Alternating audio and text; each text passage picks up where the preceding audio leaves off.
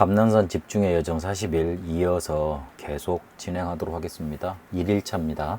복음 선구 15번째 마태복음 16장 16절 말씀 보도록 하겠습니다. 시몬 베드로가 대답하여 이르되 주는 그리스도시요 살아계신 하나님의 아들이시니이다. 그렇게 했습니다. 비슷하지만 복음이 아닌 것들이 있습니다. 여기서 오늘 앞에 보면 사람들이 나를 누구라고 하느냐 그렇게 여론조사를 하십니다. 그러니 제자들이 세례 요한이라 합니다. 그렇게 대답을 합니다. 세례 요한은 사회 정의를 부르짖었던 그런 기독교의 운동이라고 이렇게 표현할 수 있습니다. 사회를 향한 부조리한 부분들 말을 하고 지적을 해야 되고 교회가 들고 일어나야 됩니다. 그러나 그거는 극히 당연한 일입니다.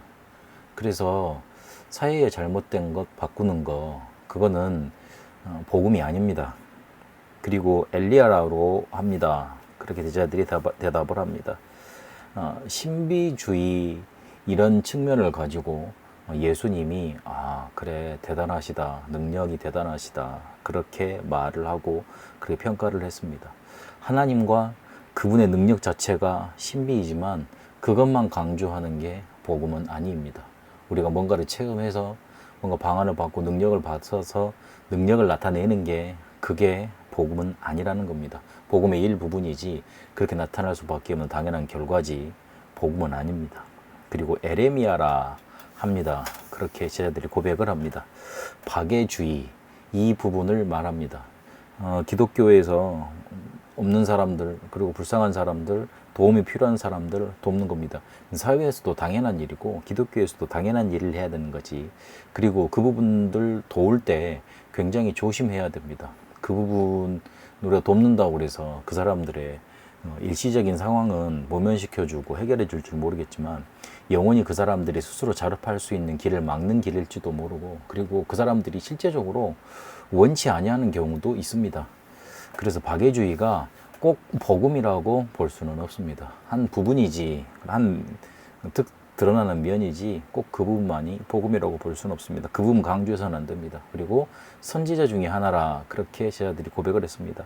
말씀이 좋았고 그리고 말씀을 서기관과 율법 학자들 같이 그렇게 전해주지 않고 다른 측면으로 이해하기 쉽게 그렇게 전달을 해 주셨습니다. 율법을 강조하고 하나님의 말씀을 강조하는 거 그거 해야 됩니다. 하나님의 말씀, 성경이 이러니까 그렇게 성경대로 믿어야 된다고 맞습니다. 그렇게 살아야 된다고 강조하는 거 맞는 말입니다. 그러나 그 율법과 하나님의 말씀은 우리에게 죄를 깨닫게 해주는 거지 복음은 아닌 겁니다.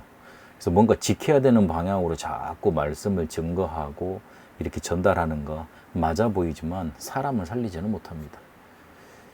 제자들이 세상 사람들이 예수님을 이렇게 봅니다. 그렇게 말했던 관점, 실제로는 제자들이 예수님을 바라봤던 관점입니다. 세례 요한 측면, 엘리야 측면, 에레미야 측면, 선지자 측면으로 바라봤습니다. 그러나 그게 복음은 아닙니다.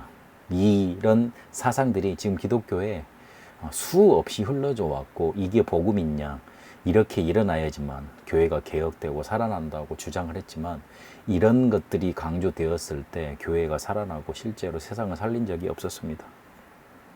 하나님은 우리에게 다른 거 주신 게 아니라 복음을 주셨습니다.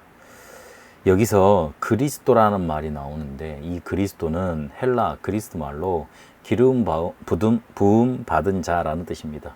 기름 부음을 받았다. 기름 부음을 받았다는 말은 하늘에서 카리스마, 신적인 권위로 세워지는 세 가지 직분을 동시에 할 수 있는 그런 분, 이런 분을 말합니다. 기름을 부었다는 것은 세상이 딱 지명해가지고 내가 되고 싶다고 된 게 아니고 하늘로부터 어떤 권위가 임해야 된다는 거예요. 그런 말로 하늘의 권위가 임한, 신적인 권위가 임한 그렇게 세워지는 세 가지 직분을 동시에 감당하는 분, 그분을 보고 그리스도라고 말을 합니다. 그분이 오셔서 참 선지자가 되셨습니다. 요한복음 14장 6절에 보니까 하나님 만날 수 있는 길을 열어주셨습니다. 그리고 참 제사장이 되셨습니다. 마가복음 10장 45절에 보니까 우리의 죄를 대신 담당하신 대속물이 된다 그랬습니다. 그리고 참 왕이 되셨습니다. 요한일서 3장 8절에 보니까 사단의 일을, 마귀의 일을 멸하러 이 땅에 하나님의 아들이 오셨다 그랬습니다. 구약 시대에 기름을 부어서 신적인 권위로 직분 3개를 세웠는데 그게 선지자 제사장 왕이었습니다. 자기가 되고 싶다고 해서 되는 직분이 아니었습니다. 그런 가문에 태어나든지 하나님이 부르시든지 해야 됩니다. 그래서 그것도 그냥 너 선지자 해 그렇게 시킨 게 아니고 기름을 부어서 하나님의 권위가 임하게 만들어서 그 능력이 임하게 만들어서 그걸 하게 했습니다. 근데 이거를 실제로 그 의미를 따져보면 하나님 만나는 길을 열고 죄 문제 해결하고 사단의 일을 멸하는 그 일을 하게 했습니다. 근데 그거를 동시에 하신 분이 계시는데 동시에 하셔서 우리의 문제를 근원적으로 근본적으로 영원히 완전히 완벽히 해결할 분이 오신다고 약속을 하셨는데 그분이 바로 그리스도입니다. 그 그리스도가 바로 살아계신 하나님의 아들, 바로 우리 앞에 계시는 당신이라고, 예수님이라고 그렇게 말을 한 겁니다. 하나님의 아들이라는 말은 바로 하나님이라는 말입니다. 유대인은 아버지와 아들을 동일시했습니다. 그래서 우리에게 오신 그리스도는 바로 하나님 자신이라고 고백을 했던 겁니다. 실제로 하나님이 우리에게 오시지 않으면 우리의 문제 해결은 할 수 없어요. 그래서 하나님이 우리에게 오셔야지만 우리에게 있는 근본 문제가 해결이 되고, 그리고 이 근본 문제 해결할 수 있는 길은 비슷한 것 가지고는 절대 해결할 수 없는 겁니다. 복음은 우리 인생의 문제를 완전하고 완벽하고 영원히 해결하셨습니다. 그래서 비슷한 것 가지고는 절대 우리의 문제를 해결할 수 없습니다. 오늘 마태복음 16장 16절 다시 한번 보셔야 됩니다. 시몬 베드로가 대답하여 이르되 주는 그리스도시요 살아계신 하나님의 아들이시니이다. 오늘 이 고백이 여러분의 고백 되시길 바랍니다. 우리 잠시 눈을 감고 고요한 시간을 가지도록 하겠습니다.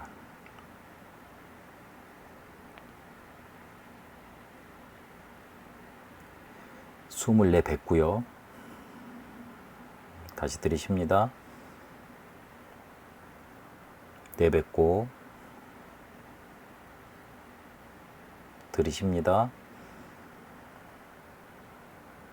내뱉습니다.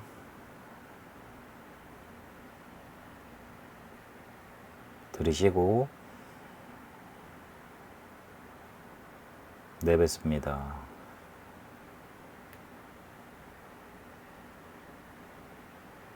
들이쉬고 내뱉습니다. 들이쉬면서 그리스도가 나의 주인 되어 주옵소서.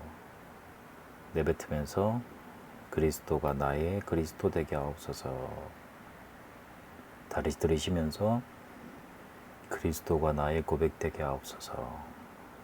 내쉬면서 그리스도가 나의 주인 되옵소서. 다시 들이쉽니다. 내뱉고 들이쉬고 내뱉고 들이쉬고 내뱉습니다.